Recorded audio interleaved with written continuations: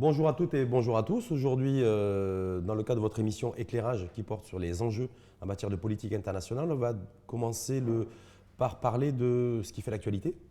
Gabriel Banon. Bonjour Rachid, oui, on va... Maroc, Afrique, Afrique-Maroc, Oui. une demande d'adhésion du Maroc pour une intégration, réintégration du royaume au sein de la, j'allais dire, la famille africaine. Oui, de la famille africaine, de l'Union de l'Afrique africaine. Oui, il faudrait d'abord peut-être rappeler certains faits qui vont expliquer l'évolution de cette situation. Le Maroc est un des pays fondateurs de l'OUA, qui en 2002 Et devenu Union africaine. s'est transformé en Union africaine. Et pendant très rapidement, l'Algérie et l'Afrique du Sud ont pris pratiquement, ont eu la main mise sur l'OUA et l'Union africaine par la suite. D'abord parce qu'ils sont les deux plus grands contributeurs. Et ça, Contributeurs au financement de l'Union africaine. Et qui font partie du top 5 aussi des plus grandes puissances africaines. Exactement. Je rappelle que nous, on est 6e.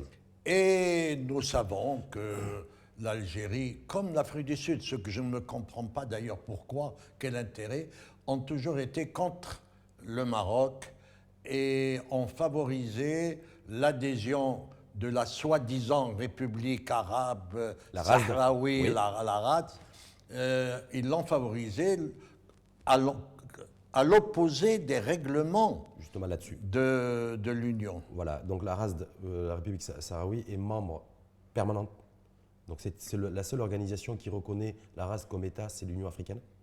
Ça, Tout à fait. Également le préciser. Est-ce que ça veut dire aujourd'hui que ce qui va être aujourd'hui, qui va faire l'objet de où l'Union africaine va statuer sur la demande d'adhésion du Maroc, ça va être quelque part la fin d'un cycle, d'une période qui a duré 30 ans. Parce que je rappelle que ça fait plus de 30 ans qu'on a quitté cette organisation africaine et que quelque part, on revient après 30 ans.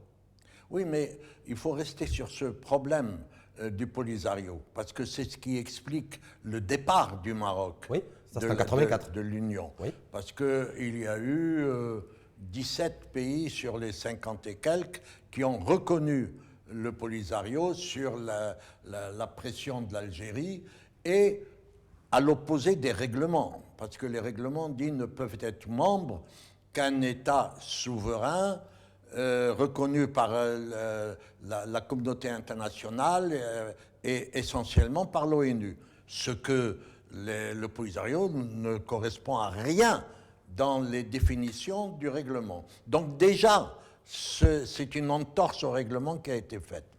Et le Maroc, sur ce fait, a quitté en disant « je ne peux pas, moi, m'asseoir à côté d'une telle entité ». Ça, c'était en 84. Oui. Aujourd'hui, en 2017, on veut revenir.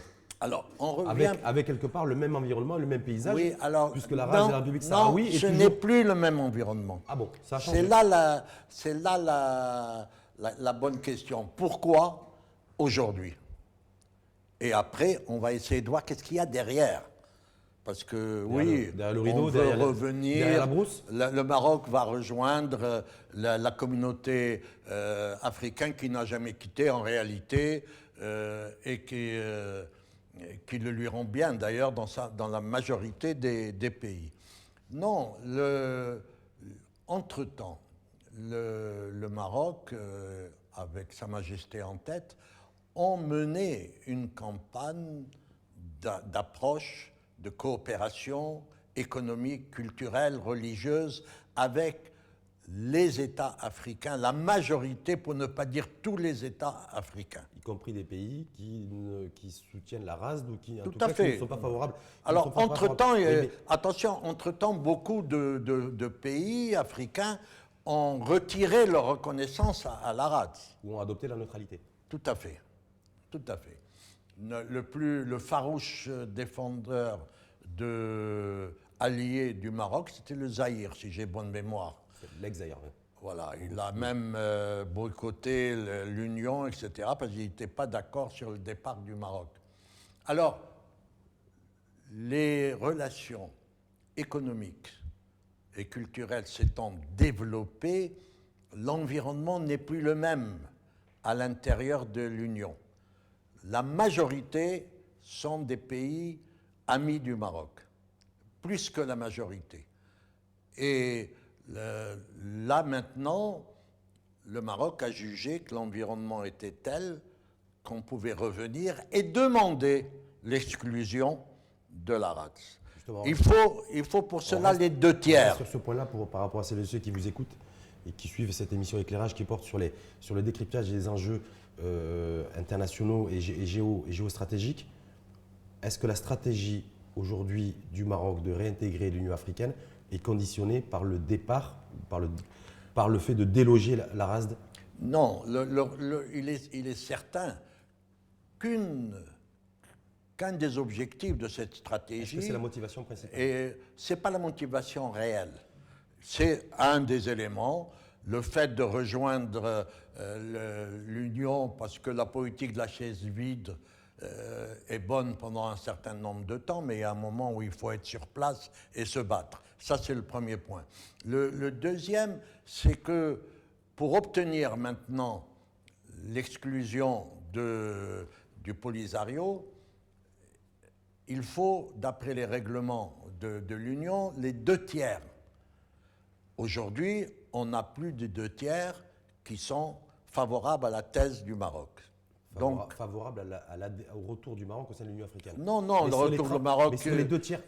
sur les deux non, tiers, il ne faut pas les 2 tiers. C'est la majorité simple pour revenir. Oui, mais mais pour l'exclusion, oui, il faut les 2 tiers. Oui. Et le Maroc a les 2 tiers de pays amis qui le suivront dans cette action.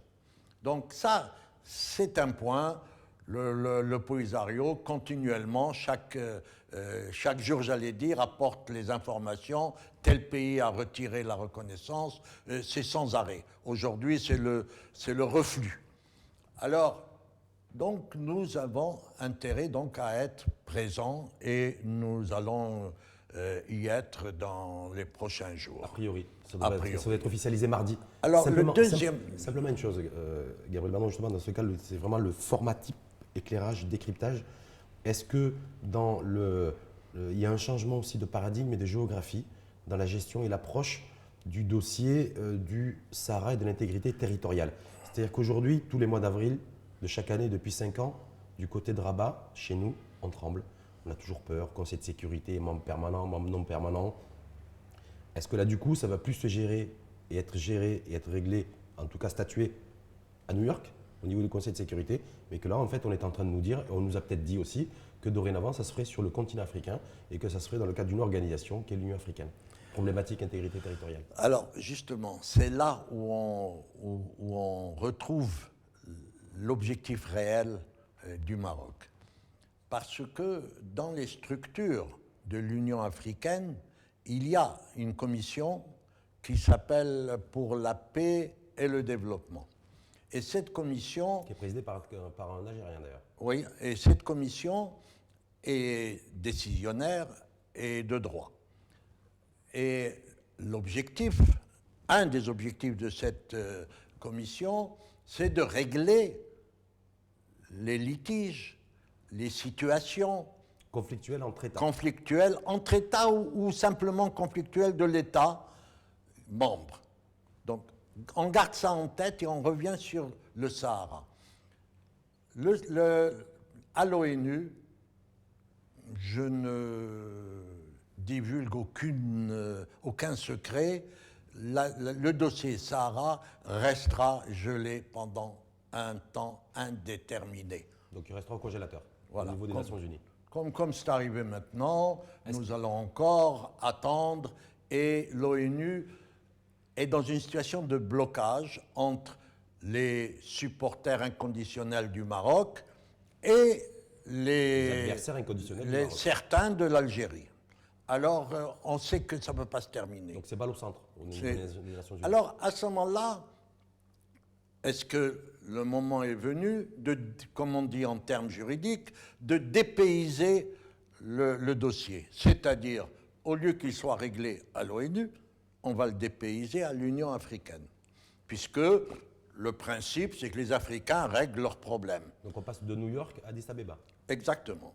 Et là, nous allons voir, et on va avoir un développement, une action diplomatique très puissante du côté du Maroc pour arriver à ce que l'Union africaine prenne une décision sur le Sahara qui puisse être imposable essentiellement à l'Algérie. Gabriel Bannon, est-ce que l'Union africaine, en tant qu'organisation, a légitimité et crédibilité pour statuer sur des problèmes d'ordre territoriaux qui mettent en conflit, en tout cas le Maroc Écoutez, la race des en toile de fond, l'Algérie qui serait le parrain. L'Union africaine, tout récemment, vient de montrer qu'elle pouvait intervenir efficacement, puisqu'elle a obtenu le départ du président. Yahya Jammeh en Gambie. Exactement. Avec le quitus et l'aval des Nations Unies. L'Union africaine est intervenue en Côte d'Ivoire. Elle est contributrice elle est contributrice de soldats pour la paix avec l'ONU, etc. Pour vous, l'Union africaine pourrait demain trouver une solution et quelque part imposer une solution. Elle pourrait avoir une solution parce qu'en réalité, on ne va pas se mettre des faux nez, comme on dit. En réalité, c'est un litige Maroc-Algérie. Ce n'est pas un litige Maroc-Polisario qui n'existe pas en réalité. C'est une stratégie développée par l'Algérie et dont la CIA, les centres de renseignement américains, qui viennent de déclassifier des dossiers, annoncent clairement que le problème du Sahara, c'est un problème algéro-marocain. Donc, l'Union africaine est là pour régler un problème entre deux membres. Est-ce qu'il faut y voir aussi le fait que les Nations Unies ont décidé de sous-traiter ce dossier un petit peu compliqué, en tout cas complexe, et qui met en difficulté, ou en tout cas qui gêne les grandes puissances qui soutiennent à la fois le Maroc et certains qui soutiennent à la fois la thèse, en tout cas, race et algérienne, et que du coup on sous-traite. On se dit, je crois que non, je crois qu'ils se débrouillent entre eux. Non, c'est aller trop loin de dire que l'ONU va sous-traiter ce problème à l'Union africaine. Par contre, elle verra d'un bon œil que l'Union africaine essaye de régler le problème. Un piège ou pas pour le Maroc ?